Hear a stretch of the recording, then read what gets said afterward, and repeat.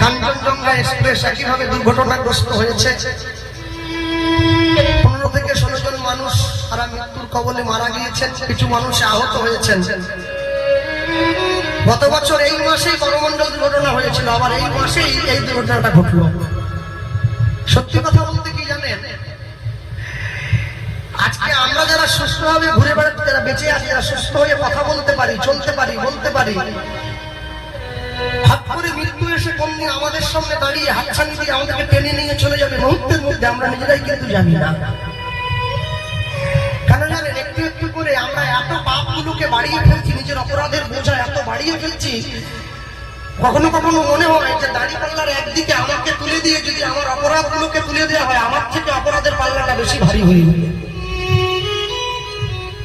এত অন্যায়, এত কষ্ট, এত দুর্বিষহ, এত দুর্দৈব পশু মাতার সহ্য করতে পারছে না। তারও তো কষ্ট হয়, প্রকৃতি মাতারও কষ্ট হয়। এখন সত্যি কথা বলতে যারা বিজ্ঞান বিশ্বাস করে তারা বলবে, তারা অনেকে বলে যে আজকে যান্ত্রিক গোলযোগের জন্য দুর্ঘটনা হয়, এখানে ভগবানের কোনো হাত নেই। কিন্তু একটা জিনিস মাথায় রাখতে হবে, আজকে সারা পৃথিবীর মধ্যে শ্রেষ্ঠ বিজ্ঞানিক সেন্টার যেটাকে নাসা বলে, আমেরিকায় যেটা আছে, তারা যখন কোনো রকেট ভারতবর্ষ থেকে মহাকাশে পাঠায়, মঙ্গল গ্রহে পাঠায়, চাঁদে পাঠায়, কোনো যান পাঠায় না, পাঠাবার আগে তিরুপতি মন্দির বালাজিতে পুজো দিয়ে সেই মন্দিরে সিঁদুর নিয়ে গিয়ে সেই যে যন্ত্রটা যেটা পাঠানো হয় তার গায়ে ভালো করে তিলক লাগিয়ে দেওয়া হয়।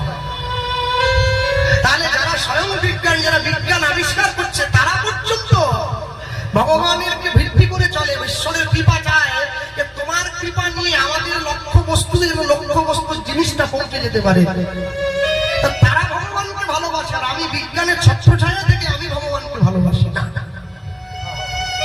যতদিন পর্যন্ত মানুষ ঈশ্বরের ছায়ায় থাকবে, মানুষের জীবনে বিপদ কম আসবে। যেদিন মানুষ ঈশ্বরের ছায়া থেকে বেরিয়ে গিয়ে